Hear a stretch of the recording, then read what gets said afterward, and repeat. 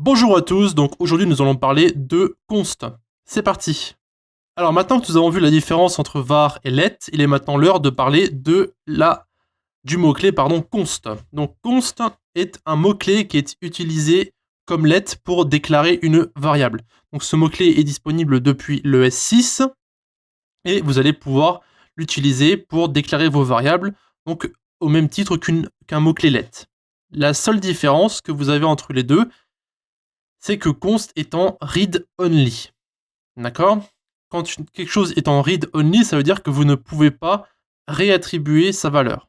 D'accord? Donc si par exemple, j'essaie de faire const x égale 5 ici, d'accord?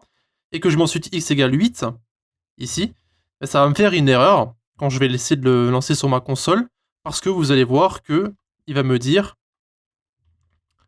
que ici, x a déjà une valeur qui est constante. Donc si j'essaie de réattribuer x ici, vous pouvez voir que ça me fait une erreur. Si j'enlève le x égale 8 ici, vous pouvez voir qu'il me retrouve bien 5. D'accord? Donc très simple. Maintenant, la seule chose que vous devez comprendre vis-à-vis des consts, des constantes en général, c'est que vous pouvez très bien déclarer un array avec une constante, d'accord? Donc si vous mettez ici par exemple, on va mettre ar égale, je sais pas moi, 5, on va mettre 25, 27, 29, par exemple. Donc ça, on va dire que c'est l'âge de certaines personnes.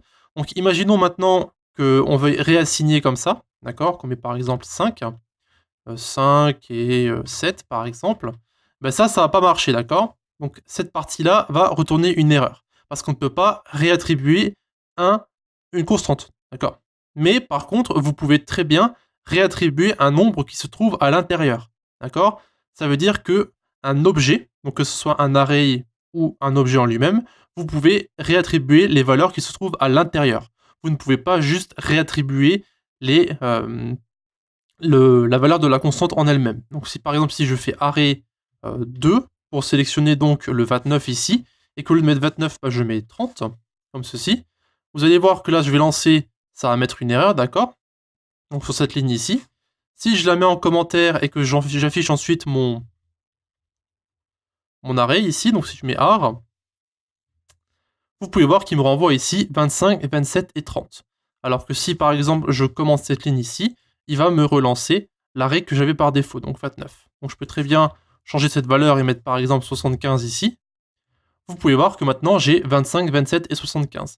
Donc en fait la différence c'est que vous pouvez modifier les valeurs qui sont à l'intérieur de votre structure de données. Donc vous pouvez modifier l'index de 29, de 27 ou de 25, mais vous ne pouvez pas réattribuer la valeur de l'arrêt.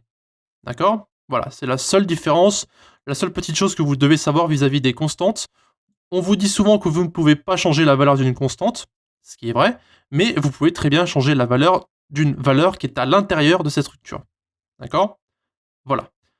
Donc c'est plus ou moins tout pour les constantes. On a maintenant fini pour la première partie de l'ES6 où nous voyons les différentes façons de déclarer des variables. Donc on n'utilisera plus var du tout maintenant. Var va disparaître et nous allons nous mettre à let et const. D'ailleurs, vous allez voir que la plupart du temps, vous allez utiliser const parce que la plupart du temps, vous n'avez pas besoin de réattribuer une valeur. Voilà. Donc mon conseil, c'est la plupart du temps, utiliser une const, mis à part si vous savez que vous allez réattribuer une valeur. Voilà. Si vous savez que vous allez réattribuer une valeur, utilisez simplement let. Aussi simple que ça.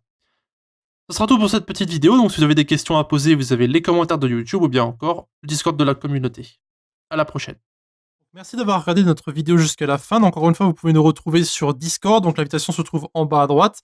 Et aussi un grand merci à nos Patreons qui nous suivent pour le moment, donc qui se trouvent en bas à gauche. Si vous désirez avoir plus d'informations sur Patreon, allez simplement dans la description et retrouvez-nous directement sur le site.